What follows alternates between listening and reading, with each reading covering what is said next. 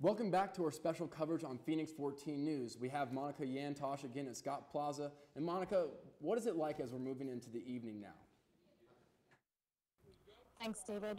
So right now, Professor John Sullivan, he was a professor here at the time, is speaking. He's talking right now about how the reactions of that day. He actually gathered the student body in Alumni Gym on September 12th so that they could all mourn together and kind of come together as a community to move forward, to find a way to move forward. He's actually making a very interesting statement right now where every day we have the choice to use our words to make heaven or make hell. He made a comparison to how he was teaching Dante's Inferno at the time, and he was getting ready to go through that, and instead here we were in our own somewhat of an inferno of our own in the country, and so he's just really explaining the thoughts and the fears and the tears at the time that this campus was going through, and how he, as professor, thought it was his job to bring the students back together and find a way to help move forward as a campus. So he'll continue speaking for a little longer, and like I said, Jana Lynn will be sharing her thoughts and her reflections of being on campus at the time, and hopefully we'll see where we can move from here and hear from some students. I'll step back for a moment, see if you can take it in. This morning, ROTC hosted a little ceremony out in front of the flags. They lowered them to half-mast. They'll be here for the rest of the day. There's a wreath out front. It was a nice little ceremony where they rang the bell 115 times. It was just a nice way to kind of start the morning off right when the first plane hit and, remind the campus of what this was. It's been a very somber feeling here on campus all day. The tone was set this morning with that ceremony about how it's supposed to be a thing where it's hard. It's been a tough day. It's been 10 years. It's been a tough 10 years, and we're trying to really see how we as a student body can move forward, and how the professors and everyone here can help us move forward. And so, Sam, back to you. Hopefully next time we'll hear Jana Lynn speak. Back to you. So many people were affected by the attacks on 9/11, but some were left feeling judged based on their faith. One of our correspondents, Don Grenice, is here with us today, and he's going to tell us a little bit about some of the stories that he's heard from students during his reporting experience. That's right. This week I was actually fortunate to talk to two individuals that are Muslim students here at Elon, and they had amazing stories to tell. Basically, one of them, he grew up in New York City, and he was there in New York, 4th grade, right when the towers collapsed, and his dad worked just a block away from the towers. And he personally was singled out. His mother her house was invaded by the FBI just earlier this year, and it was only for the reason that her name was Arabic. And so he felt as though he was singled out just for his faith and religion. And it was a feeling that a lot of Americans got who didn't necessarily fit in mainstream, who, once we saw the pictures of the hijackers, a lot of bias and racism took place. And is that something that you talked about? That's right. I talked to both students about how they basically feel judged just by the way that they look and the fact that their names sound different when people meet them. So that definitely played a large role in the past 10 years of their lives. And also we have Alex Card here with us, and she is a elementary education major, and she has worked a lot with us, or she had told us a lot about Sam. You spoke more closely with her. Absolutely, yeah. Alex and I, we spoke earlier about there's actually a school in Wake Forest that's doing something very interesting where instead of teaching students about 9/11 from the perspective of terrorism and that these terrible occurrences happened, they're taking it and looking forward. It's a call to action for students, and we thought that was really interesting. Alex, what's happening now in the education system in terms of teaching students who weren't even alive at this time? What happened? Well, I really like, Sam, what that school did with the positive outlook on 9/11 and how they took it as a learning opportunity to talk about heroes. And when these major current events happen, teachers can't just hit the surface with them and let them pass by. You need to incorporate it into your different content areas, and it could be a great way to talk about different social justice issues or leadership and community equality. So I think right now teachers are very focused on making the curriculum very culturally relevant, and schools need to make sure that they don't just briefly talk about 9/11, that we continue to remember and incorporate it and tie it into our different content areas in the schools. Absolutely. How difficult is it, though, to talk to students who are so young? I mean, there aren't history textbooks in elementary school. How do we keep it consistent? What would you suggest to teachers? Well, it's important for teachers to have a very comfortable and safe learning environment in their classrooms. And also, teachers can work together in their learning communities so that the whole school is talking about the same issues, and just to encourage students to ask questions and know that it's safe to discuss these topics in the schools. Absolutely. Thank you so much, Alex. And over here we have two of our own Phoenix 14 news staffers. We have Rhonda Atala and Jeff Ackerman, and they both are from or lived in the New York area at the time of these attacks, right? Yeah, that's right, David. So what can you tell us about what happened that day, what you experienced, what changed? That day was a really scary day. I remember it just like it was yesterday. I remember what I was wearing. I remember what class I was in. I remember what I was writing. We were learning how to write our names in cursive, and it was a scary day because slowly I realized that my class of 24 was becoming less and less and less, and it got down to 6, and I knew something wasn't right with that because I hadn't left yet, so I knew that it wasn't early dismissal, it wasn't anything like that. Next thing you know, before I can raise my hand and ask my professor what was going on, she told me that I was next, like my parents came pick me up. And when I saw my mom, she was just crying, and she kept on telling me, it's okay, Rhonda, it's okay, like, we just have to go home right now. And she wouldn't explain it to me. And I remember all she said was terrorists, and I thought tourists. And I was like, what's the big deal? It's just tourists, like tourists go everywhere. And she's like, no, you don't understand the word. So I got home, and before I even got to ask her again what it was, I saw the towers go down, and I was like, so that's what terrorism looks like. And at the time, my dad, like Mohammed's dad, who Dawn interviewed, lived or worked in Manhattan, and he worked a block away from where the Twin Towers collapsed. So that changed my life because there was no way to contact my dad, which is why my mom was crying. So for like 10 minutes, I thought I no longer had a father, and it was the scariest experience of my life. Wow. And Jeff, you had a little bit of a different experience being from New Jersey, a bit further, but what was it like for you? I live 20 minutes outside of New York. I the same way remember that day perfectly, and it's so weird how you can remember so vividly. I remember just seeing teachers crying in school, and I mean, being so young, we really couldn't comprehend what was going on. And I remember it was really confusing, and that's the best way I can describe it. And I remember there was a point during the day where the loudspeaker came on, and it said, if your parents don't come to pick you up, come to the cafeteria after school. And everyone's like, I mean, when you're young, you can't really think what could have happened, why would that happen? And it's a scary experience, Jeff. It's scary, yeah. And thank you both for sharing us with that day, and thank you for telling us how things have changed. We'll be right back after the break, and thank you for continuing our coverage with us.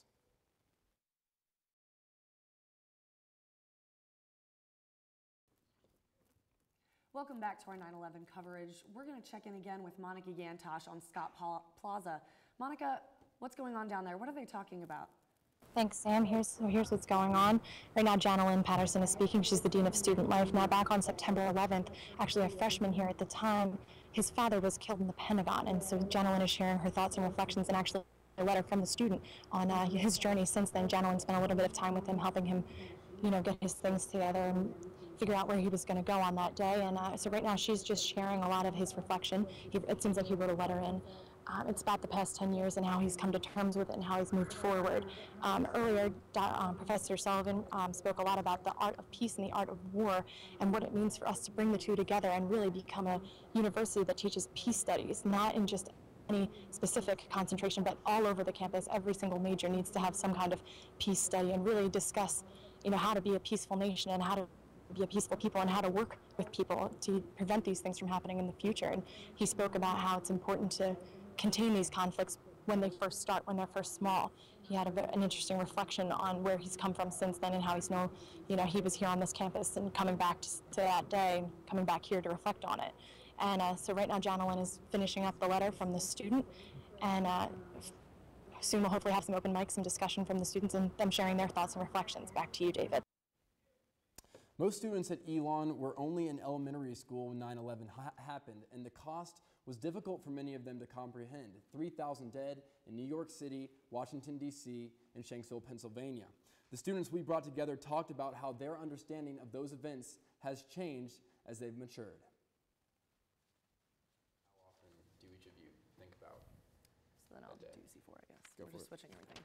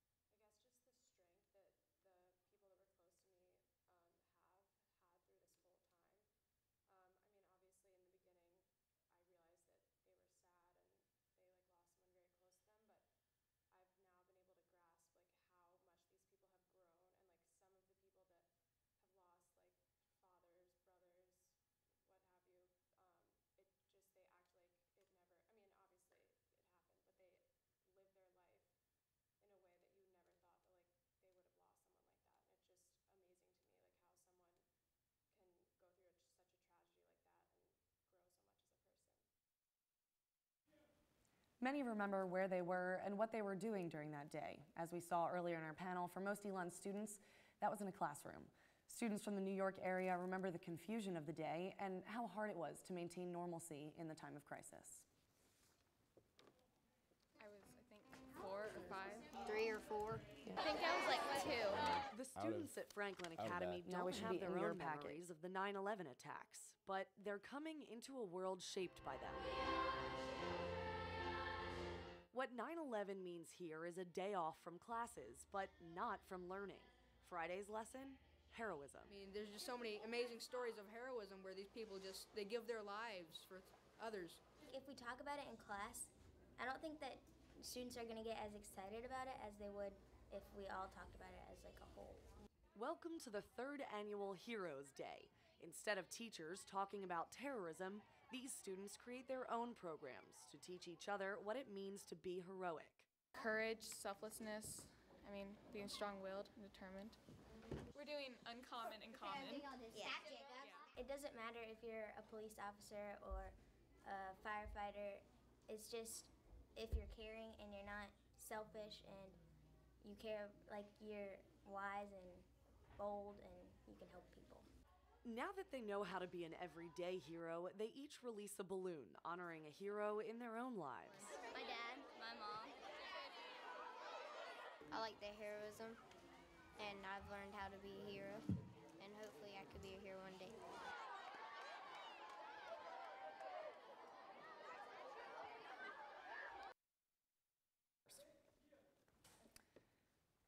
Our Phoenix 14 crew was surprised to find that 9/11 isn't part of any local curriculum, and our schools didn't have standard methods to explain the day to students born after 2001.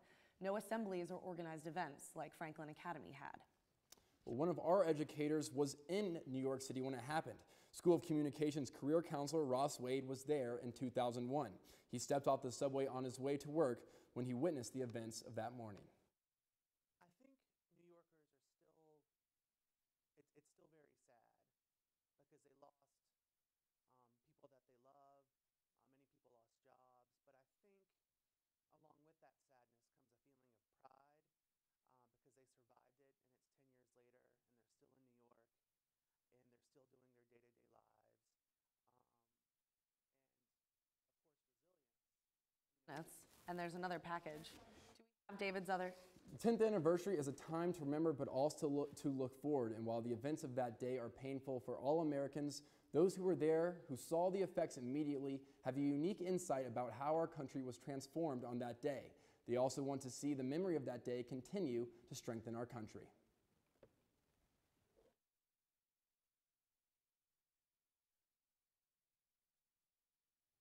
The way the schools handled all this, I think was probably, I know for me, and I don't know about you guys, but I think was the worst part.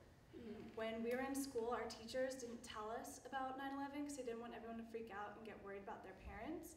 But the parents, the mothers were all freaking out and taking all their kids out of class. So by my last period, 10 minutes before school got out is when they decided to tell us over the loudspeaker. And I was in a gym class that had 50 people and there were 7 of us left in it.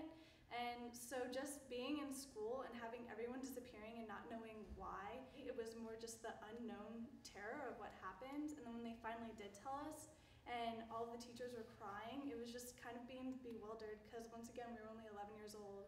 And at least personally for me, it was just the whole day not knowing what was going on, but people being taken out of class and imagining the worst possible thing that could happen. You know, we're freaking out. I remember getting off the school bus and I have no idea what's going on, just running down the street to into the cul-de-sac. My parents were in the front lawn, and I remember just running up there and just like breaking down, and my mom's like hugging me, and I had no idea what was going on. And every person handles it, a different way. I'm sure each of you coped with it a different way. What about the people around you, like your family members, your parents? How did they try and help you cope with this event or understand it at the time? That's all we have for tonight's coverage. I'm Sam Baranowski. And I'm David Hodges. Join us tomorrow night at 6 p.m.